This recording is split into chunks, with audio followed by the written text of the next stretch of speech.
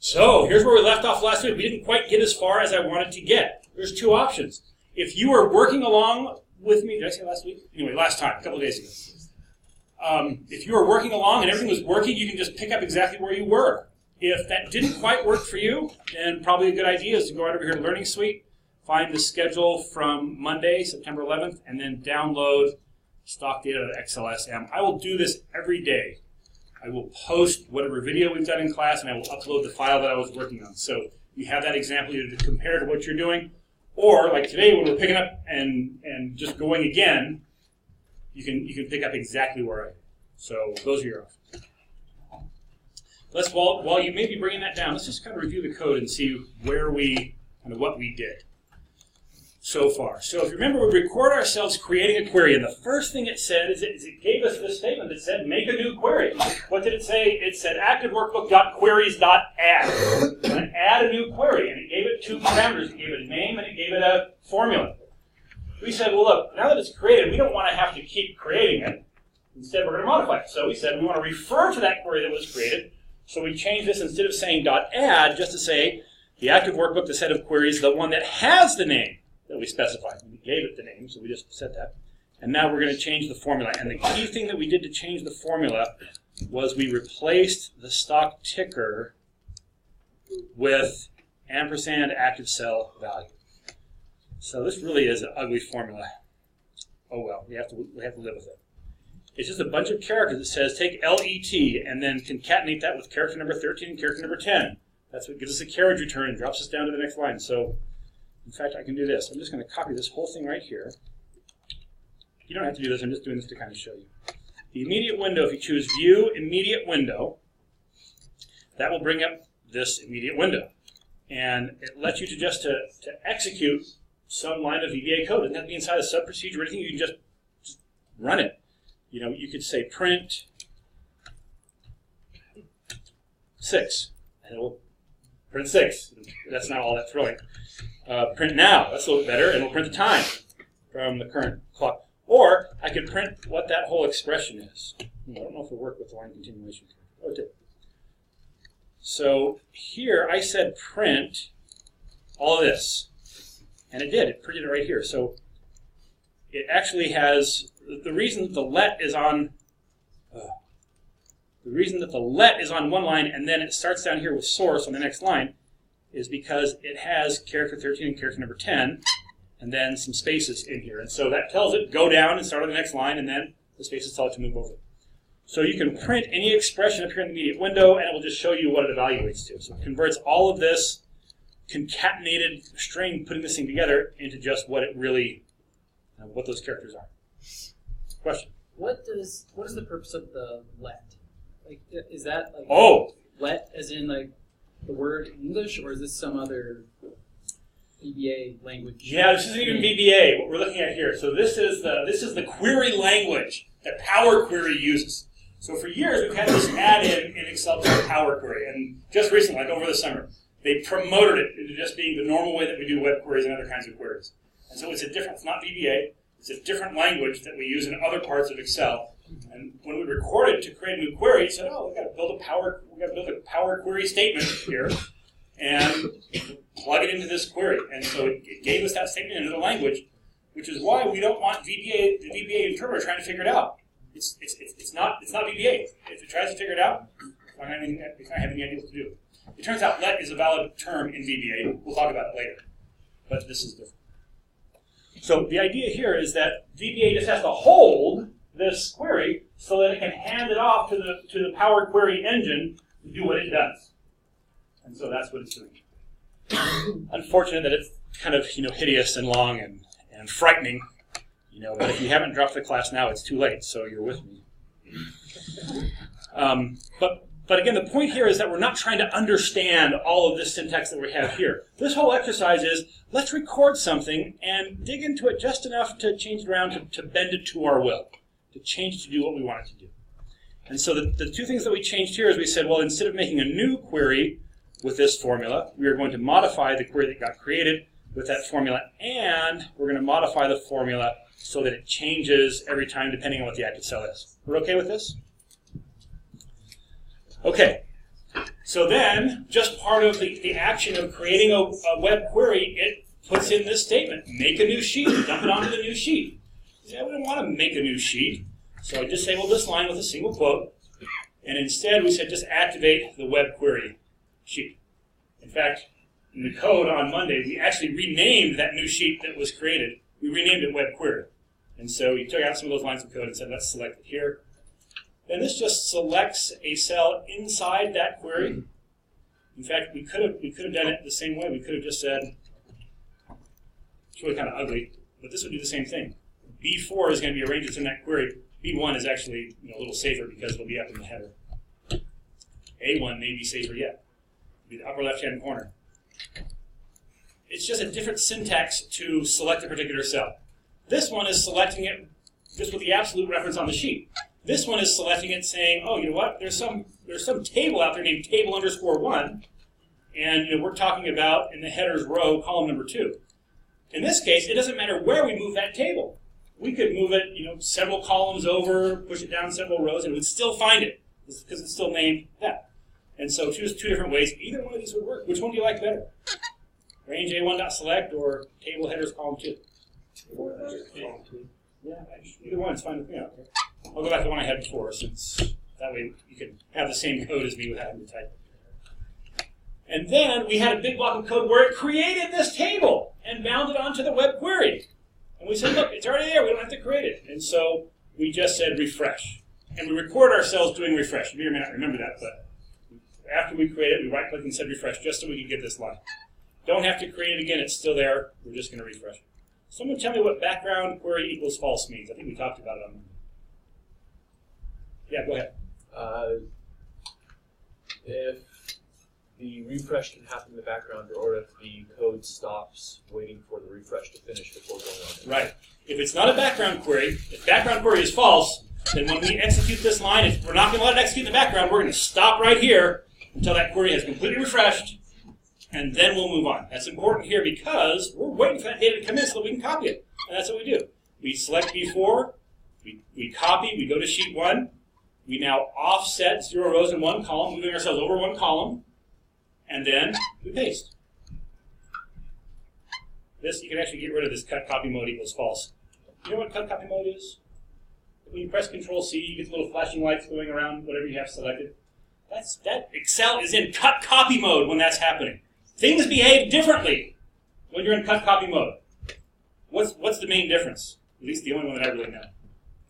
Enter does something very different when you're in cut copy mode. What does Enter do in cut copy mode? Paste. Oh. If they were making Excel right now, Enter would never paste. They'd probably just let Control-V paste if you really want to paste. But, pasting with Enter goes back to the 1980s, the early 1980s, so before most of you were born. And so whether you actually tell it to come out of cut copy mode or not, it'll come out when you do that paste. And so we just report. You can leave it there. We go back to the web query, we offset, we copy, we go back to the other sheet, we offset, we paste, and that gives us our second value, and then we go down a row, backwards 2 columns, and we're ready to run. Wow, we went through that a lot faster today than we did on Monday. If we did that fast on Monday, we could have got out almost an hour early. Okay. Folks, just for kicks, let's do this. Oh, let's answer this question first. Like right now, should I know how to do all of that stuff and understand it? Oh, that's a pretty good question. So, not really. But what I would want you to do is to kind of look at each one of these lines and go, yeah, I know what that line's doing. Let's see how I feel about that. That one, I would expect you to know what that one does. This one, yeah. This one, yeah. This one, yeah. This one, yeah. This one, not necessarily. We just kind of talked about this one. This is kind of an obscure one. Yeah. Ooh. Cell offset range. This one's kind of ugly, but I would expect you to kind of be able to work this out and have some notion for what it was doing. Am I scaring you by saying all these things I think that you should get? Yeah, the drop day was yesterday. Yeah. So the truth is, this is a brand new language. And we're speaking in a brand new language today. You'll get comfortable with this stuff. I believe that we'll be comfortable with this stuff by the time the first project is due, and that's like a week and a half or something. It's very, very similar to this. But the whole point here is, I'm totally not expecting you to say, oh yeah, I can sit down and write this. No. Record it, remembering what the activities you did, and looking at the code and saying, okay, I see how this code is related to the activities that I did. That's where I'm hoping you to be right. Question? So, I think I might have asked this like at the beginning, but it being a different language, is it like a place that we can find like a VBA to English or English to VBA dictionary, you know, like you can look at and it says like, oh, active cell does this, or application function does this. Then we can kind of have it like. Have you Googled that? I did, but I think it had more advanced functions versus things just like even plain simple things like active cell or. What is the active cell? Yeah, versus scouring through a book going, oh, active cell does this. It's kind of some easy, quick reference. Yeah, the quick reference. Yeah, I don't have it. Author didn't make it. There's maybe something good like that online if we look a little harder, because I think I've seen stuff like that before. Question? So, say we run this code and we get an error. Ah! How do we troubleshoot that? Hey, let's work through that right now. So, bring your computer right up here. Are you getting an error? Come on up. We'll plug in and we will. How many of you, when you're in this code, it doesn't work? And is it your code or is it my code that's not working? How many of you are saying, I downloaded your code and it doesn't work on my machine? So mine failed last night, but now it does. You came to my office today, right? No. Oh, no. Oh, yeah, okay. We look, not anything like each other today. Why don't you go ahead and plug in what you have to? Oh, yeah. Never mind. It's just this one line. Okay. You have to do it. Like this. Interesting. Take that up to PA2.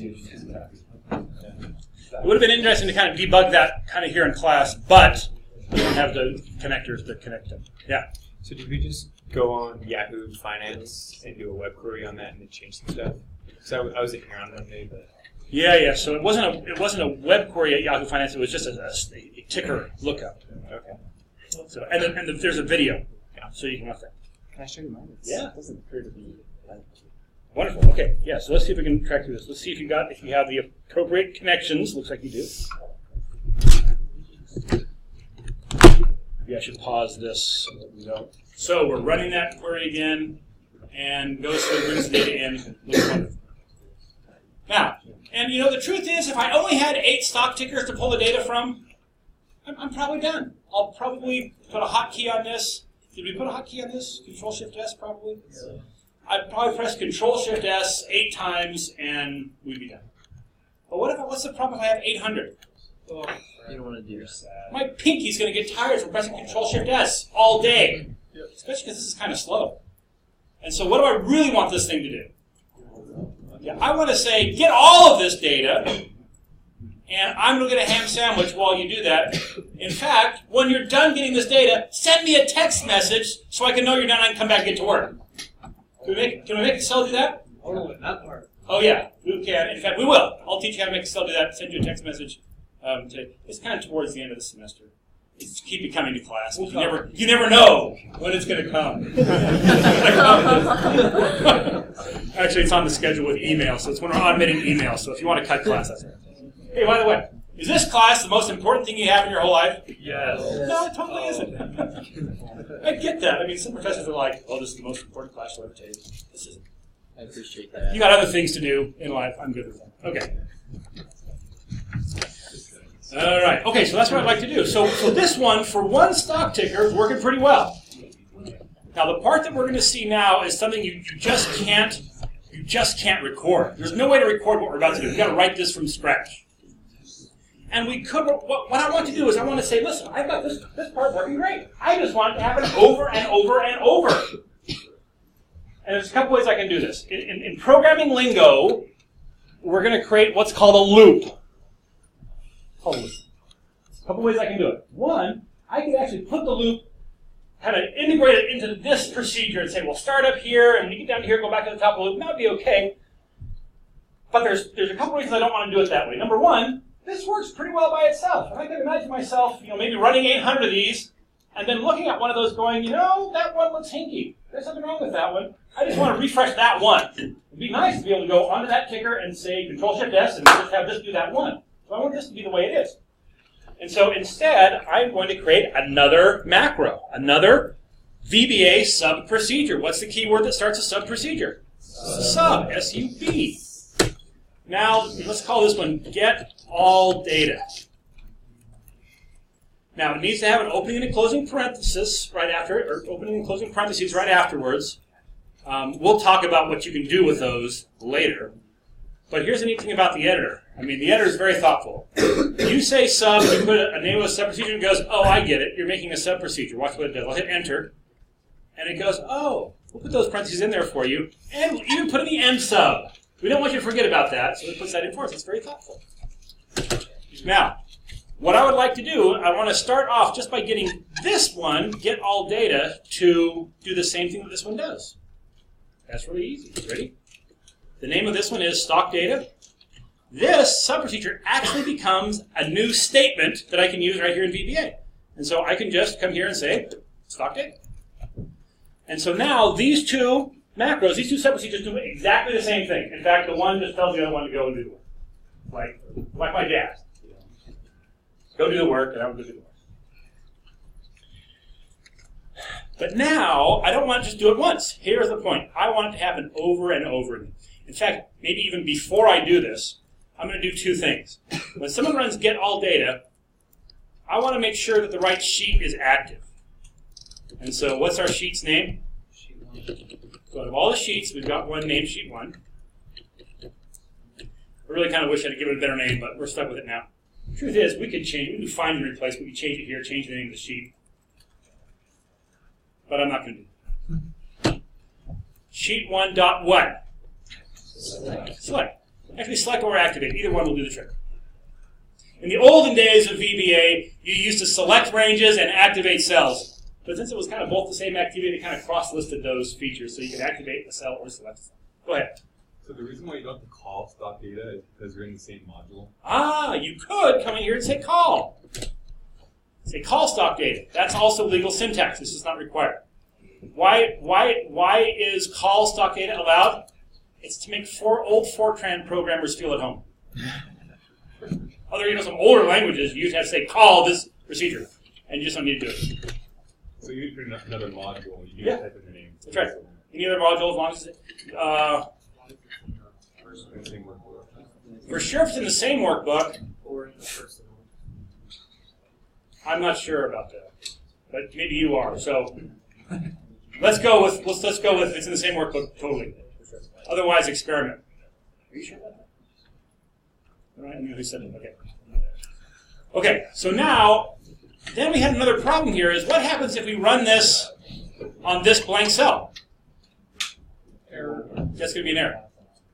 And so I don't want that to happen. If you're going to run Get All Data, I want to activate this sheet. I want to put you in A2, and then I want a letter written. And so let's make that the next statement. So a little in-class exercise. I'm not going to tell you to do it. Go ahead and put a line of code right here that will select A2. And A2 is where we want to be. We've got to have that. How many of you have done it already? Or you're going to have no idea what to do. So here's the thing. We've been selecting cells in our other code, so just kind of look around here until you find a line that you think might be close, and then copy and modify.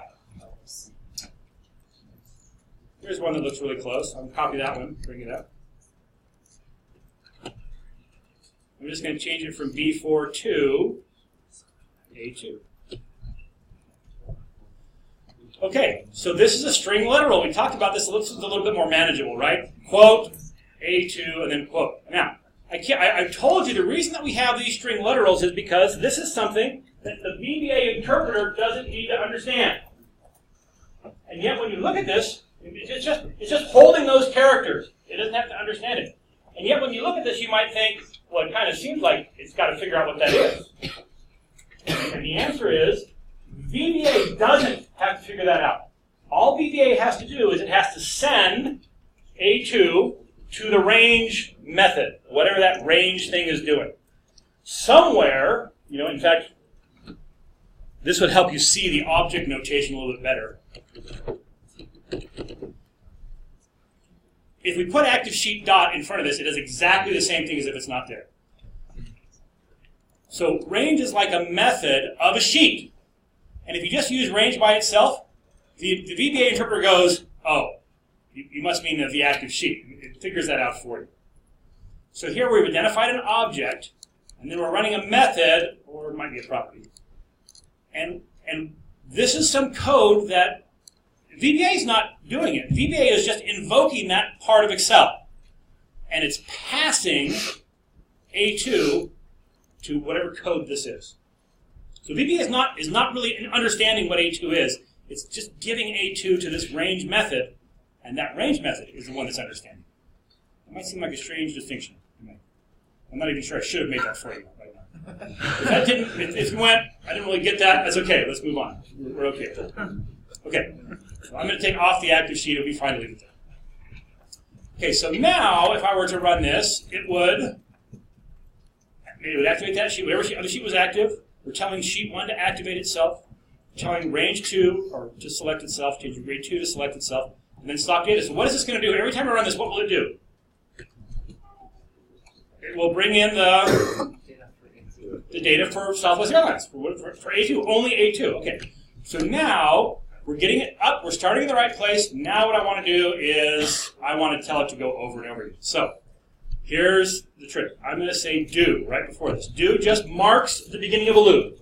It doesn't do anything else but say, hey, this is the beginning of a loop. Some point from here, a little further down on this page, someone's going to tell me to go back to the beginning, and this is the beginning. This is the marker that says this is the start. The way that we get to we tell it to go back to the top is this, loop. Loop just says, go back to the prior do. I'm going to move this code in. So I can put multiple lines between the do and the loop. But I want this to be spaced in a little bit so that when I look at the do, I can look straight down and not bump into any text until I see the loop that corresponds to it. The truth is, with just one loop here, not a problem. But we're going to have lots of structures that we could have nested inside. And as soon as you have more than one level, you want these things tabbed in. The interpreter couldn't care less. You can figure it out.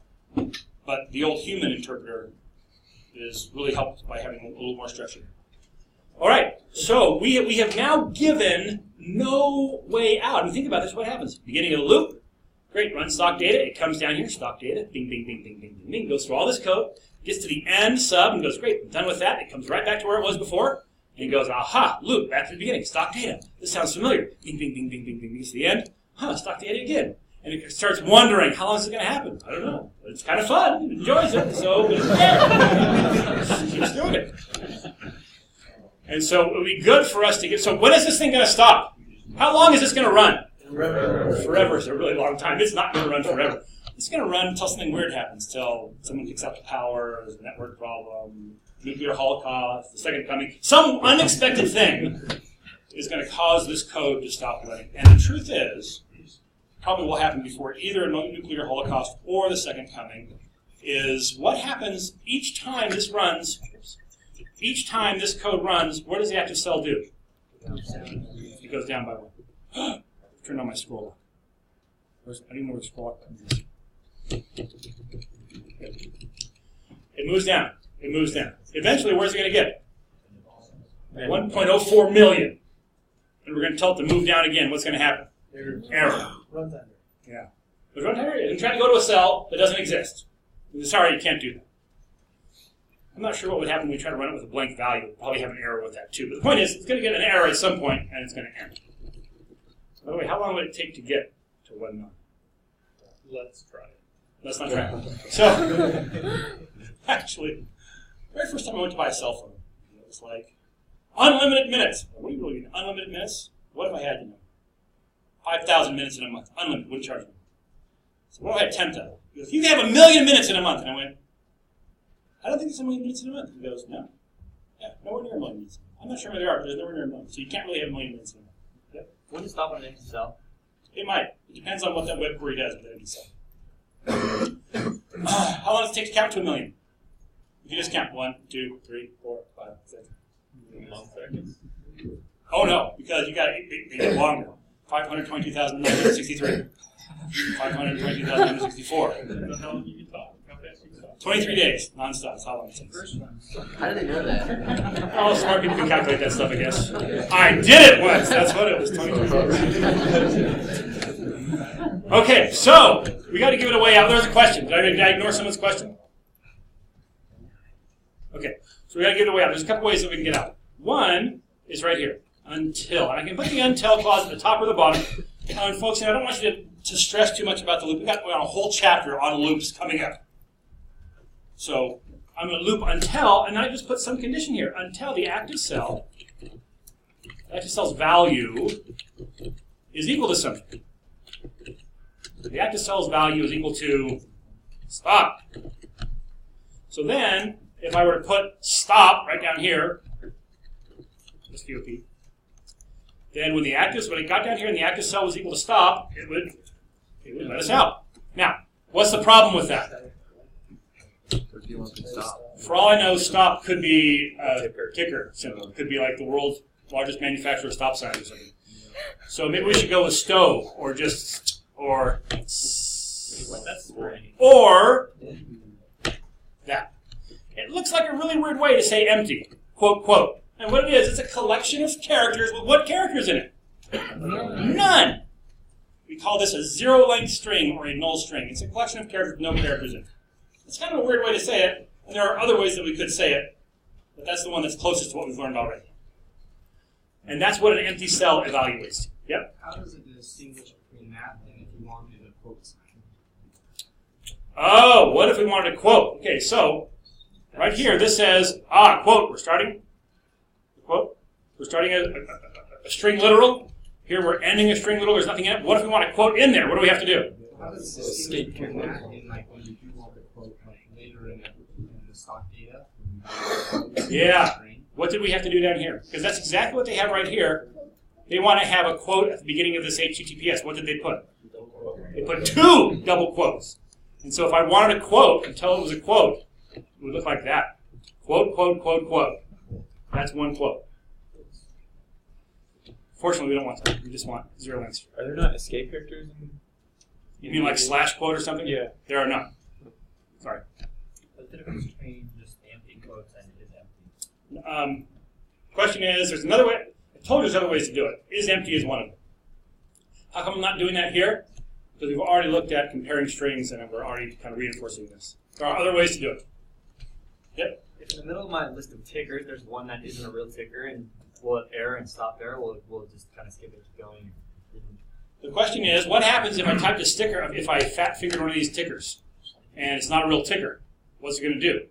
And the answer is, it depends on what that web page does when you give it an invalid ticker. I mean, it could be that that web page still gives us a table, and it could bring the table back, and it could actually bring data back. If it's nothing though, there's nothing there. It's not a real web page. Well, there's good. Okay, so this is kind of an interesting idea here. If it's not a real web page, let's think about what's going to happen. Excel is going to say to this server, "Give me this page." It's a bad ticker.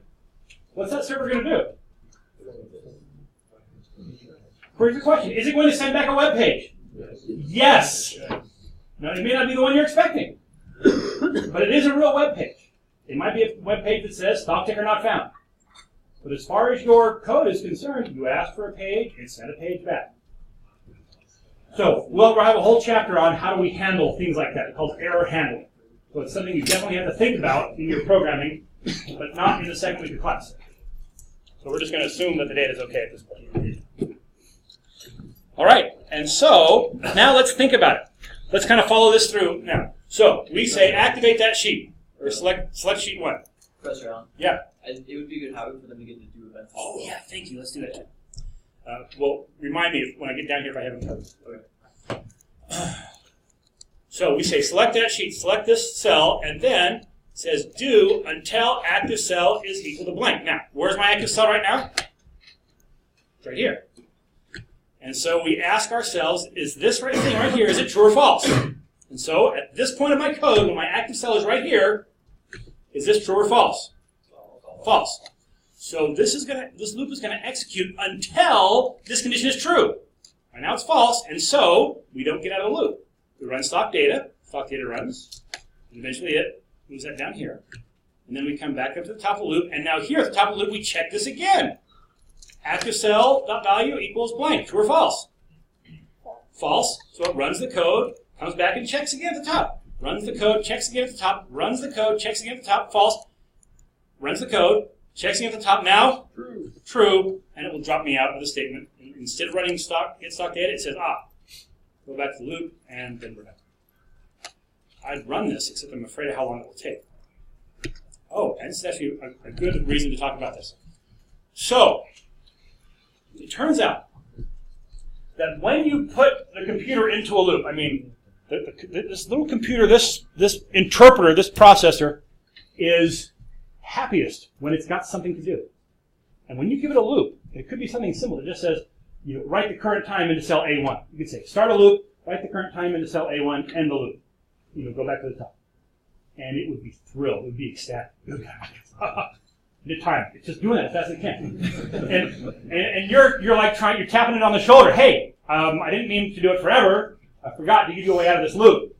And he's not even, maybe she's not even raising her head. She's just, hey, current time. Yes, current time. So excited to have something to do. Because most of the time, you're programming, and you say, come on, give me something to execute here. And you're thinking, should this be active cell or something? And he's bored. You gave him a loop. And so excited that he or she doesn't even check to see if you're trying to get his attention. Unless you tell it, hey, one of the things I want you to do is listen to me. And the statement that we do to say listen to me is this. A little bit weird. But anytime you're making a loop, it's a good idea to put this in. Do events. What's one word? Do events just says listen to see if someone's trying to stop me.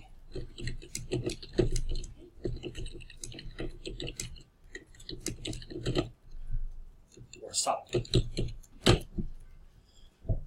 So now it's going to say, is the active cell blank? No. Run stock data. It's going to go through all of the stock data, and it's going to go, oh, hey, someone trying to interrupt? Nope. Okay, great. Loop, back up to the top. Run the stock data. Hey, someone trying to stop? Nope. Okay.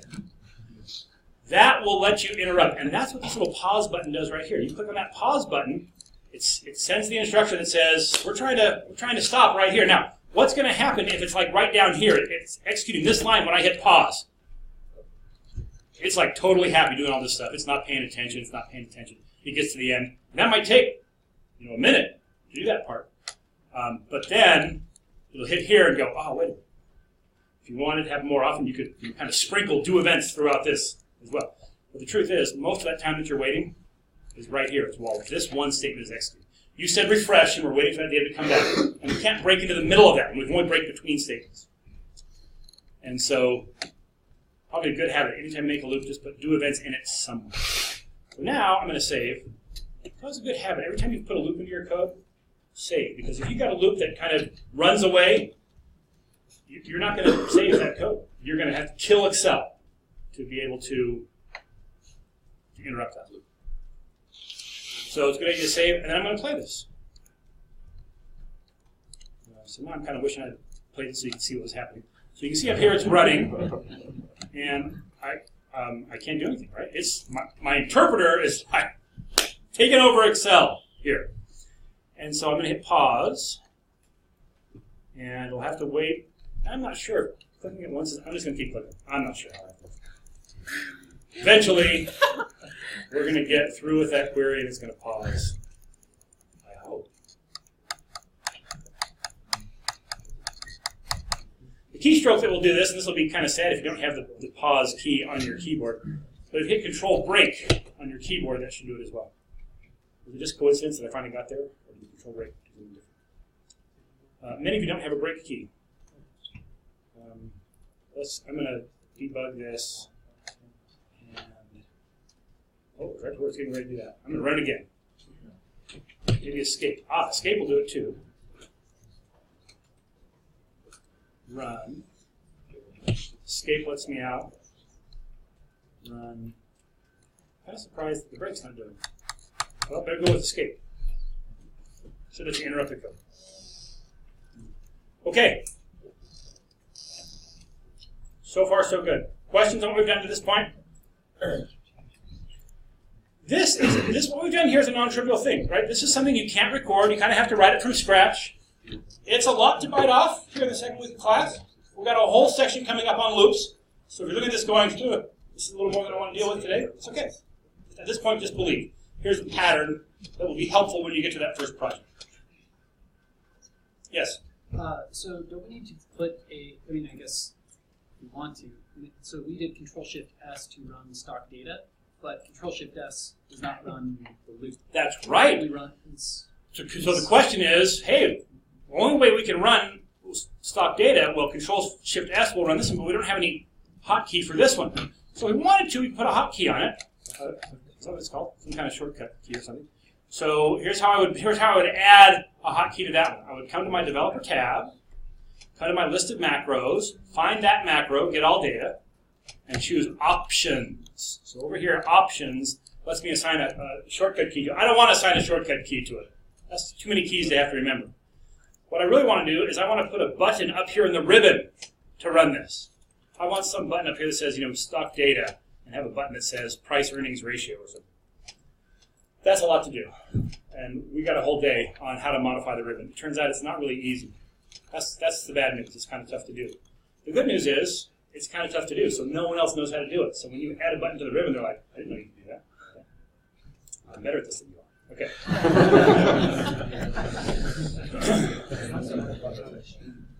But we could do this. Right here in the developer tab, there's a controls group, and in it there's a little toolbox here. So a toolbox with a screwdriver and a wrench. Maybe that's a lunchbox. Maybe that's lunch. I don't know. But these are then different kinds of controls that I can put right here on the worksheet. I'm going to do this very first one. So upper left-hand corner, there's two buttons. They behave differently. These will both put a button on the sheet. You want the top one.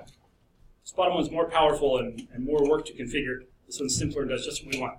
So I'm going to choose this button. I'm going to click on it to select the tool. And then, I'm going to put this on sheet 1. I'm going to click and drag to draw where I want that button to go. And it's going to say, oh, you're making a button. I bet you want to run a macro. You're right, I do. And so it gives a list of ones to choose from. I want this to be get all data. And there's now a button. It says button 1, so I'm going to put a name on it here, call it just get data. The label has nothing to do with what macro is running, but whatever I want to here. I'll click off of it, and once I click off of it, it now is ready to run. I'm going to delete the code that I have here, and I'm going to click that button, and it will start running that macro. Maybe it'll pop over and let me see what's going on over there. Yeah, so we can kind of see it flash in there. The truth is, for me, I would prefer that it just kind of stayed on a list of tickers, and I could just watch those tickers come in one at a time. And we can do code. We can add code to it, but it's more than I want you to bite off today. So it's fine to be able to watch this. And it turns out that one of the most expensive things that we do programmatically is to refresh the screen. Right? If you're going to buy a PC that was the most expensive PC you could buy, what would that PC be designed for? You know what it is? Gaming. That's right. The most expensive laptops you can buy are designed for playing video games. Why? Graphics. It's the graphics. It's because they want to have like 40 full refreshes per second of the whole screen. What's that? Is it more than that or no? Might be. I don't know. It's kind of full motion videos, 30 frames per second, but you might want more for your top gaming experience. And you pay for that because being able to refresh the screen is expensive. I mean, computationally, it takes a lot of work to do. And so the same is true to refresh the screen here. So switching to a different tab, it takes some time to refresh that. Now, the vast majority of the time that this code's running, what's it doing? It's waiting for that query to come back. So if we made it so the screen didn't flash back and forth, it would save us almost nothing. It would be not even perceptible. But if what we're doing is just like calculations, and we're getting data from one and moving it over here and calculating, and then the vast majority of the time that my code is running is refreshing the screen. So being able to turn that off and decide what we want to show is kind of handy. I was hoping that if I stalled long enough, this would finish, but I have too many slot checkers here. So. Good question. I can stall on. If you start running it and you want to change something before you continue running through it, like kind of stop it, or do you have to let it run through? Yeah. So because we put that, the question is, could we stop it? And the answer is yes. Because we put that do events in there, we should be able to hit escape, and that should stop. We can say debug, and that'll take us somewhere in the code. And one more question. Yep. Mine, I know everything runs fine except it creates a new sheet every time it goes to search. Is that because I forgot? It's probably that's the one. It's because you forgot to take something out. Let's take a look. So the question is, mine creates a sheet every time. And so when we recorded this for the first time, when you do that web query, it puts in a line that says, make a sheet. And so I disabled this line by putting a single quote in front of it. And my guess is yours is still there without the quote. Well, you can see that this ran pretty far. It almost made it there. I had a student who went on an internship to American Express? No, Federal Express. And he was doing something with Excel that was, merging data from one worksheet to another, and some process like his whole internship. They expected him to be doing this work. He said it was so incredibly boring that instead I wrote a macro to do the work, and my life was a lot better. And he said he wrote it, such that the screen would stay calm. But then he realized if you let the screen flicker back and forth, it was opening worksheets and doing everything. That when people walked by, they would be like, "Hey, what's going on in here?" I just wrote a Visual Basic for Application subprocedure to automate my work process. His boss walked by when the screen was flickering. "Hey, what's going on in here? I never knew Excel could do that. Is your Excel broken? We need to get it fixed." "I don't know." Explain what he's doing. "Really?" Anyway, so that's pretty impressive. Send me a copy. And kind of went from boss to boss to boss. At the end of his internship, he was presenting at the vice president level what he had done. And they were they took the thing that he developed and they deployed it throughout Federal Express. Whatever it was, I don't even know what they were doing. Do you think that he got a full-time job offer? No. He did. He turned it down, It's like, I don't want to work there. Think about it. An intern made a worksheet that they were like, "This is the greatest thing ever, we got to send it around to the whole company." They wouldn't want to work somewhere where they want to hire me. Okay. Do you not have an IT department? What's that? Do you not have an IT department? Do they not have an IT department? They did have an IT department at Federal Express, of course. Yeah. They should know how to do that. Okay, one more story while we're on this, then we'll move on to what we're really supposed to cover today.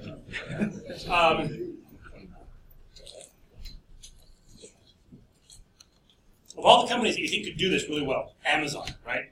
They've got to be totally in control of knowing what their competitors are charging for different prices. So they probably have all kinds of programs that can just go to different web pages and find out what different products are being offered for. They don't necessarily have to meet the price, but they probably want to do it within a certain margin. People will pay a little more at Amazon because of the convenience, but we don't want to pay twice as much. Intern who had my class goes to work there, and he's working in the digital camera division. Digital cameras are different. Do you know why they're different price-wise? The accessories.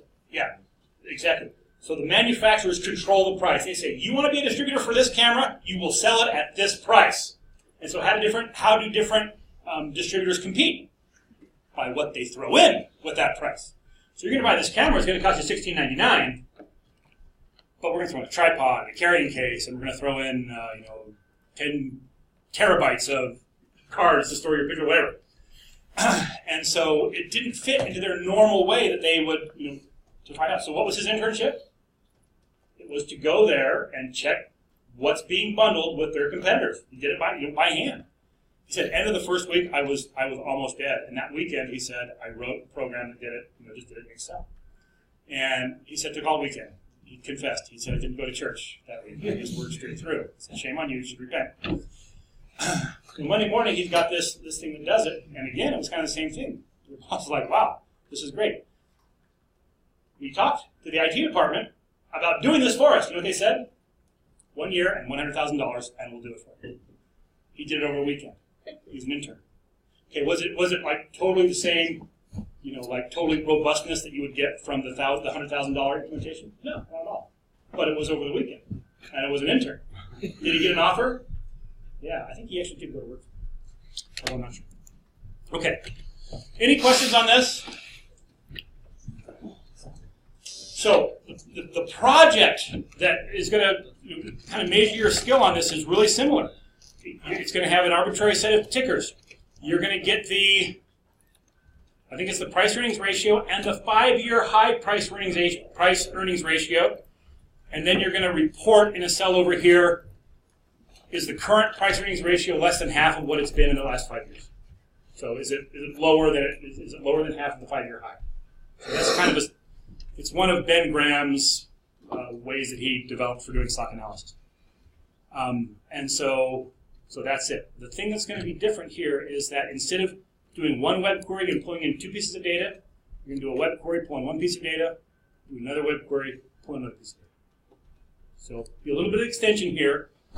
So don't wait till the last minute on this. Get started on it. You now have enough.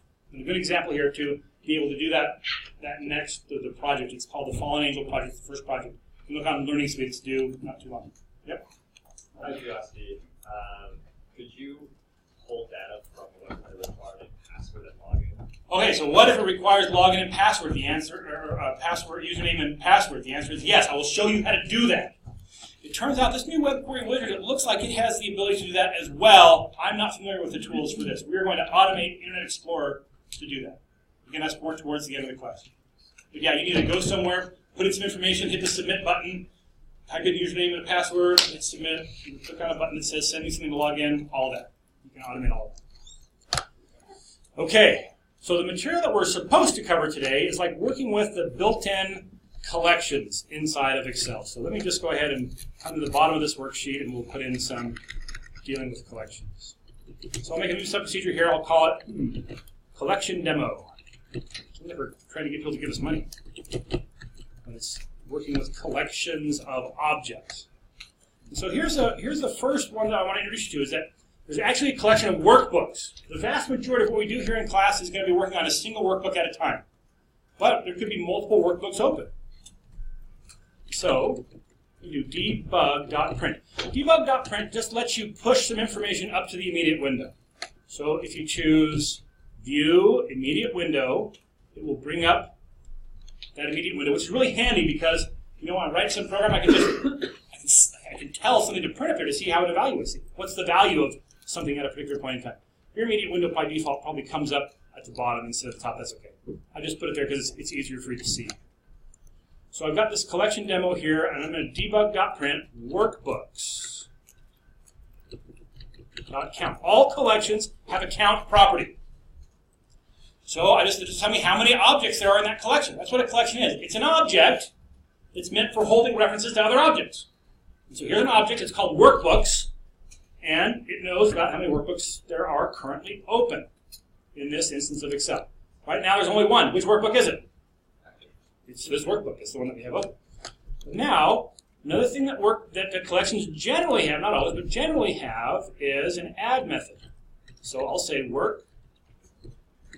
workbooks.add. What do you think that's going to do? I'm going to add a workbook to this collection. Which one's it going to add? It's going to look across my hard disk and find the first one and open it up. What do you think? Let's make a brand new one. Okay, so now it should open up a new workbook, and it should now print the count. What do we expect the count to be then? 2. And so I've got book 2 and my stock data. They're both there. And it says 2. You know, you could be happy. Make yourself happy here. You just keep running. F5, by the way, is what runs it. We now have 7 workbooks open. And it's told us we got 7. Questions on adding, kind of counting the elements in a collection, at least for workbooks? We'll look at some other questions right now. Yeah? So when you're doing this debug.print, is it just running whatever macro, wherever your cursor is? How does it know what to run and not to run? Let's walk through this code and see what it does. So when I'm here and when my insertion point is somewhere inside of this sub to end sub, when I click play, it just runs whatever sub procedure my cursor is on. My cursor is on. And so it says, great, we're going to run collection demo. And it gets to this line and it goes, workbooks.add. Great. Call the add method of the workbooks object, and that creates a new workbook. Then it gets to this line and it's trying to figure out what to do with this line. So this says debug, there's some object called debug. It's got a method called print. when I call the print method of the debug object, what does it do? It writes whatever I pass to it. It just evaluates it and writes it up here in the immediate window. So that's what's going on here. It's getting to this line, and it's calling this method of this object, and it's telling it to evaluate and print out whatever I send to it. Does that make sense? Sort of. Okay. So here, let's do this one. Let's make one called Close Other Workbooks.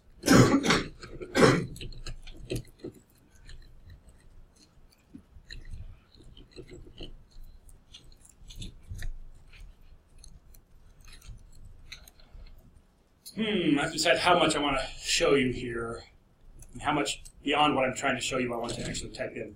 So let's do this. Instead of workbooks.add, let's say workbooks. Now, several ways we can refer to a workbook.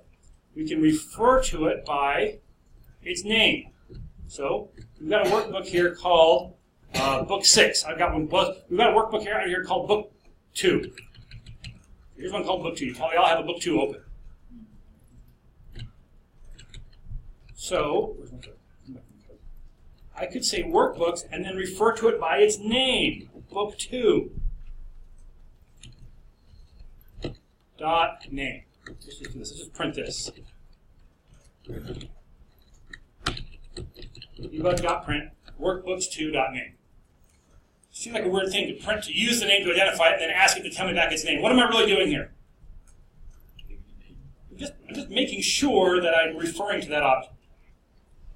So if I identify it and it tells me back its name, then I'll know. Because if it can't identify it by book 2, it'll give me an error. But it can, just fine. If I want to throw the .xlsx on there, that'll be fine as well. That's been part of the name of that book. Oh, never mind. Can't do it. Pay no attention to the man behind the curtain. Okay, so just the part before the prefix. So, besides printing it, I could close it. Now watch what happens when I hit the space bar here. It's going to say, all right, there's some information you can put here. Save changes. So save changes is just going to take a true or false value. So if I put true, it'll close the workbook and save the changes. If I put false, it'll close the workbook without saving the changes. Truth is, book 2, not that impressive. Not a whole lot here, so I don't want to save the changes. So now, let me do that, and let me do this. I'm going to print the count before I do that, and then after I do that. So we should see 7, and then we should see what? 6. If this works, it should print 7, close that workbook, and then print 6. And if we go look for book 2, it is nowhere to be found. Another way that I can refer to this, is by its index in the collection. Right? There are six books there, numbered 1 through 6. Let's close number 6. I'll print the count, I'll close number 6, and we'll get the new count.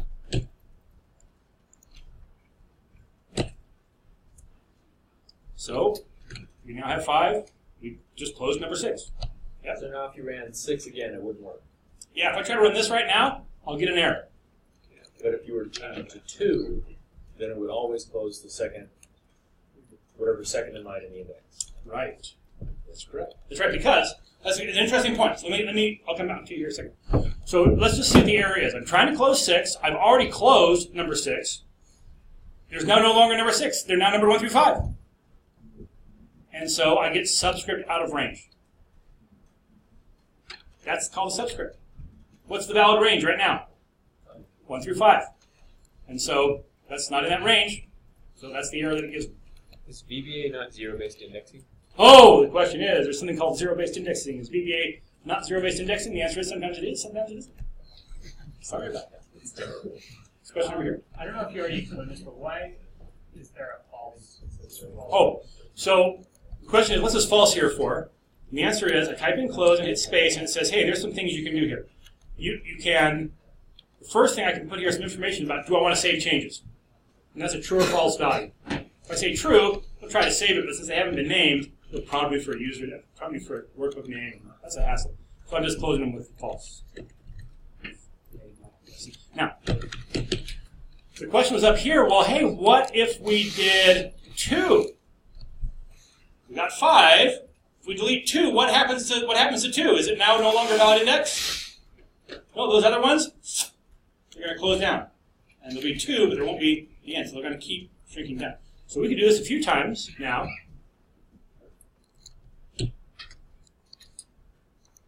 5, 4, 4, 3, 3, 2, 2, 1. Oh, what's going to happen now if I run it? Error. There's no number 2. So what if I change this to 1? No, close your active work. Closes this work. The one that has his code in it. Is it going to save the code? No. No. Is it going to prompt me? No, it's be gone. Don't do that. Save it. So I could make a loop too, right? I could say, do some kind of loop until the number of worksheets that we have is there. Here's another thing I can do. Let's go ahead and let me add some more in here. Okay. So what if instead of closing the number 2 every time until I got rid of them, I wanted to close them in reverse order from how they were open? What does this have to be? It's got to be whatever number is that highest number is. By the way, how do I tell what the highest number is? Yeah, workbook's count tells me that. So I could actually take that expression there, and I could drop it in right here. So now it's saying, I want to close a workbook by number. Which number do you want? I don't know, how many you got? 6. Okay, that's the one I want to close, 6.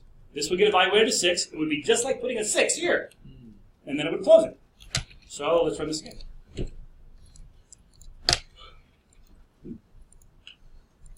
Moving them right down.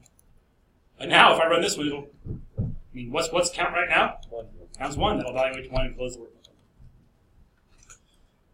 Okay, so workbooks is one collection. Let's look at another collection that's, and that may be the very last we ever do with workbooks in this class. You may want to do some things with workbooks, and that's a pretty common thing, opening a different workbook and doing some stuff with it. We just don't do it often in class. So let's look at add a sheet. Add sheet.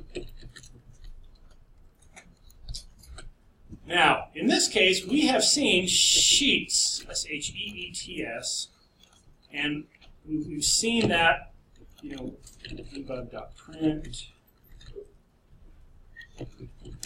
sheets 1.name. So that should print the name of the first sheet. Sheet 1. Sheet 2, that's probably is my web query. So far, so good. But what happens if I try to add by the sheets method? It might work. I don't know if I've ever tried this. It's worked in a long time. So let's just try that. I'll print sheets. What if I want to know how many sheets there were? Count. It's a collection. All collections have a .count property. Let me add a sheet. Sheets.add. Oh, I guess you can't add by sheets. Here's the thing. Sheets is a collection of worksheets and another kind of sheet. What's the other kind of sheet you can have in a workbook? You have worksheets and what? Chart sheets. You can have a chart that takes up a whole sheet. There's no cells on that sheet. It's just a chart. The sheets collection is a collection of all those kinds of sheets. The worksheets collection is just the worksheets. The charts collection is just the chart sheets. So what do you think it's going to add when I just say sheets.add? It's going to add a chart or a worksheet? I don't know. Truth is, I don't know. I guess it would be a chart. It would be a worksheet. Yeah, that's what add a worksheet. It'd be the same if I used worksheets. That would be for sure we're talking about worksheets. And that'll add me a worksheet in there. Sheet 4. Yeah? So I'm adding worksheets, like new tabs, but it's not in the stock data file. Like yours. Oh, yeah. So, good question. So when I say sheets here, I didn't tell it which workbook to be in. Which workbook is it going to assume? The active one. What if I wanted to say, no, I want it to be this one. This workbook. Now, I don't care which one's active. See, the point is, sheets here is actually a method of the workbook, of the workbook object. And if I don't tell which workbook I'm talking about, it's going to assume the active workbook. Can you refer to a workbook that is not open? Can you refer to a workbook? So you get data out of it? Get data out of it and manipulate what's on it? No. Well. Because you're saying like this workbook, sheets and count. Yeah. Let me answer the question the way you mean for me to answer it.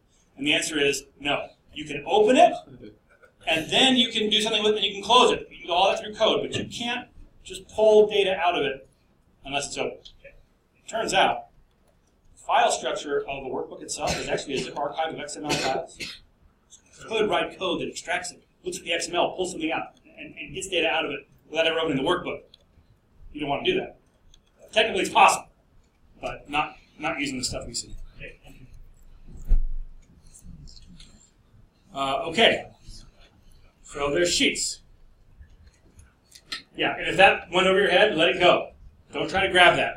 Just let it go. We'll be talking about that again later in the semester. You can probably let it go then too. Okay, let's do one more thing here. So here I got sheet 4. It doesn't matter what sheet. It's going to be the active sheet. And I'm going to come here to Insert, and I've got illustration. This might just be called shapes on yours if you're a little bit wider than here. And I'm going to put in a shape. I put in some rounded rectangle. And I'm going to put a bunch of them on here. Copy and paste it. It doesn't matter what the shape is. I chose rounded rectangle because I find the shape very pleasing to the eye. But now, the point is that these shapes are objects in a collection. And so I want to show you how to refer to these. This can be handy as well. So we've seen how to work with sheets, sub, shapes.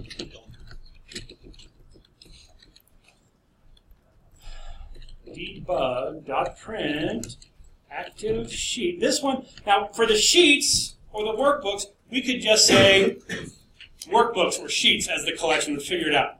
Shapes, you've got to tell it the sheet that the shapes are on. It's not going to figure it out by itself. So I've got to do some reference to a worksheet. The easiest one's active sheet. Dot shapes. Dot count. So that should tell me how many shapes are on that page. There's 11 shapes on that page. If I want, I can manipulate one of those shapes by getting to it. So active sheet dot shapes. Let's do number 5.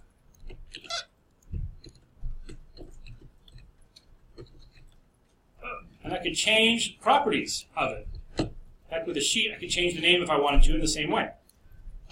These have a name, but you don't ever see the name. So I'm going to change the top property of it. I'm going to set the top property of that equal to 5. It's 5 something. Whatever units they use here, they're kind of small. They're not pixels because the sheet can be scaled. I think it's actually some measurement called TWIPS, which Microsoft came up with.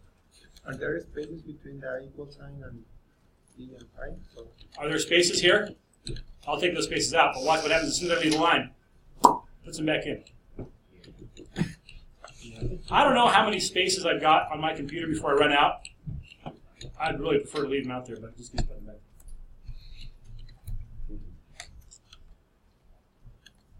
There's probably more spaces than any other character because look how big the space bar is. Packed full of spaces. All right, so I run this. First of all, let's take a look at the code. Maybe I'll get these going side by side.